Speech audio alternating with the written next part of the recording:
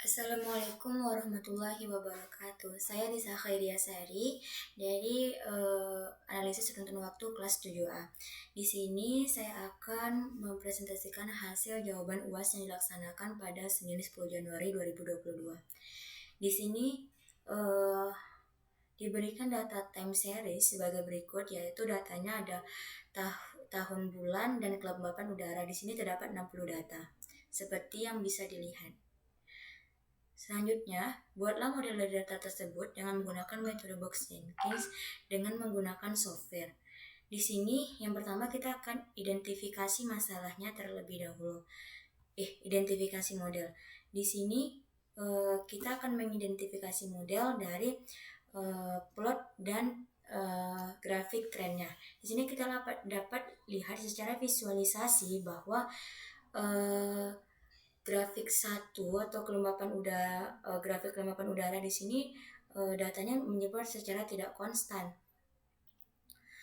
dan mengalami kenaikan secara drastis di bagian sininya, atau bisa dibilang datanya bermusim.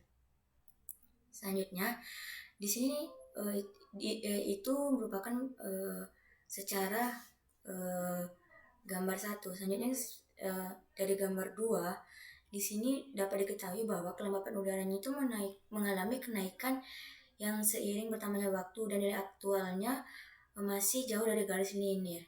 Yang ininya di sini dia tidak garis lurus sehingga tidak konstan, sehingga tidak stasioner. Di sini kita lihat garis merahnya atau garis tren ini mengalami kenaikan seiring bertambahnya waktu dan mempunyai variasi yang besar, sehingga tren termasuk ke time series yang tidak stasioner. Itu berdasarkan grafik. Selanjutnya kita akan melihat berdasarkan plot ACF dan PACF-nya. Di sini pada grafik 3, yaitu ACF atau PACF-nya yang untuk kelembapan udaranya, dapat kita lihat bahwa pada grafik ACF-nya nilai korelasinya turun lambat atau berkurang secara perlahan. Dan eksponensial, sehingga data tersebut masih belum stasioner. Sedangkan untuk grafik PACF-nya, data kelembaban juga belum stasioner dikarenakan nilai PACF-nya turun secara lambat. Mohon maaf, di sini ada kesalahan penulisan. Di sini maksudnya yaitu PACF.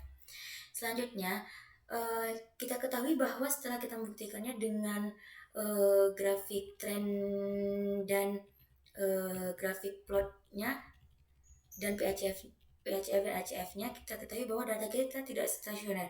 Di sini untuk mengatasi ketidakstasioneran data, kita akan melakukan differencing. Di sini differencing dilakukan sampai data tersebut stasioner. Di sini kita akan melakukan differencing tingkat 1 atau OD1. Di sini dapat kita lihat di sini kita melakukan differencing ya terhadap 60 data. Differencing satunya. Di sini dapat kita dan berdasarkan grafik yang differencing yang di atas ini, grafik ini dapat kita lihat bahwa setelah kita lakukan differencing tingkat 1, data untuk kelembapan udara menjadi stasioner dikarenakan datanya sudah menyebar secara konstan.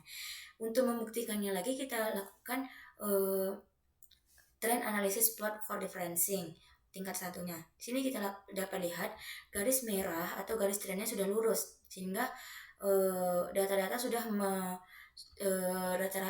data-datanya sudah mendekati garis linearnya.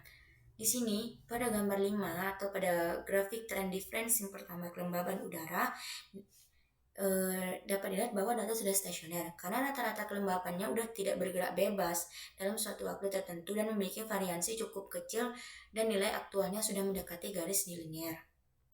Selanjutnya, setelah kita melakukan trennya, melihat grafik trennya, kita lanjut ke ACF dan PACF-nya.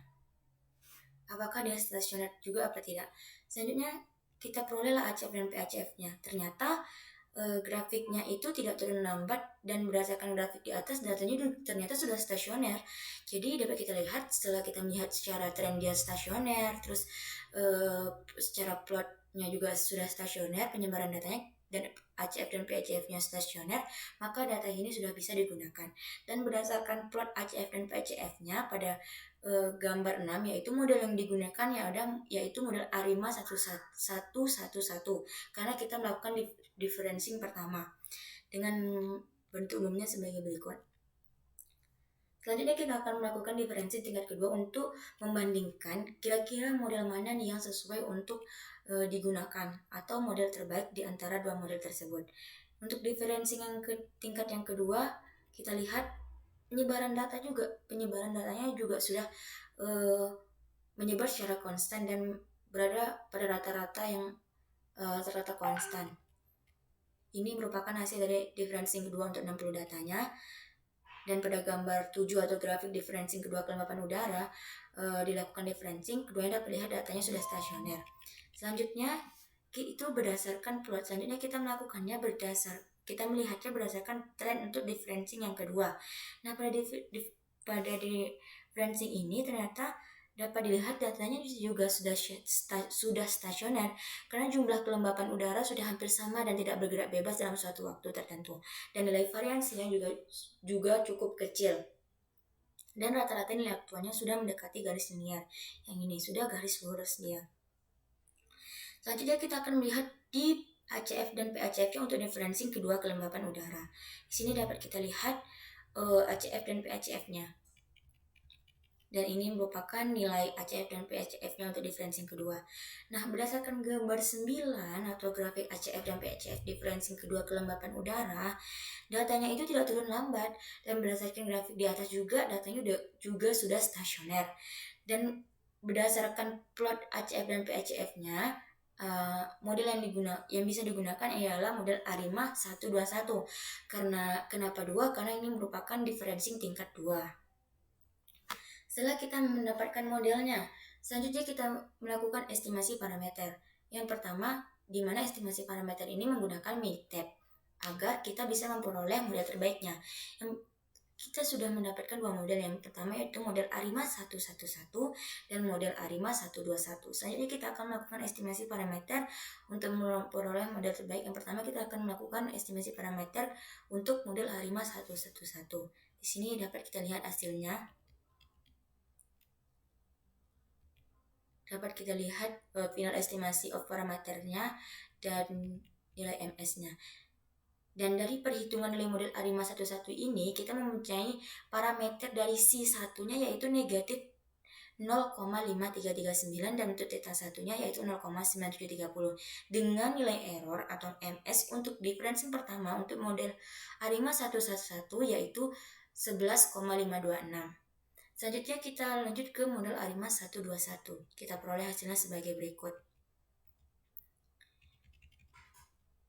Dan dari hasil perhitungan untuk model ARIMA, maaf ini ada kesalahan, 121, kita peroleh hasilnya itu untuk C1-nya itu negatif 0,8191 dan untuk theta 1-nya yaitu 0,97112.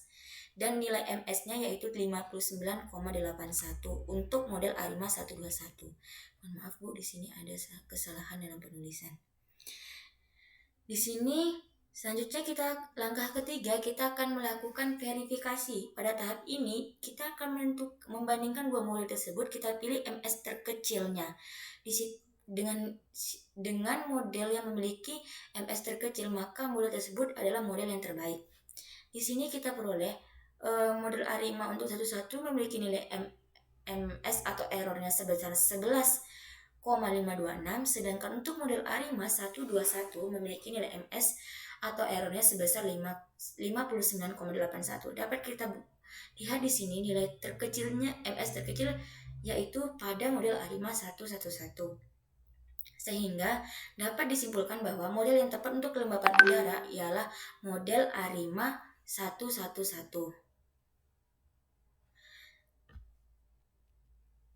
Selanjutnya, kesimpulannya, berdasarkan hasil analisis menggunakan software Minitab, kan kita sudah memperoleh dua model yang kita bandingkan untuk mendapatkan model terbaik, yaitu model ARIMA 111 dan model ARIMA 121. Dengan model ARIMA 121 ini memiliki nilai MS sebesar 11,256 dan untuk ARIMA 121 ini memiliki nilai MS 59,81. Di sini kita memperoleh nilai MS terkecil membandingkan nilai MS terkecil antara dua model ini, yaitu kita dapat yaitu model Arima 111 dengan MS-nya sebesar 11,256.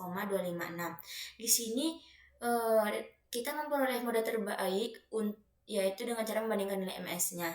Tujuan untuk memilih nilai MS terkecil atau error terkecil ialah untuk memperoleh nilai kesalahan dalam meramal seminimal mungkin.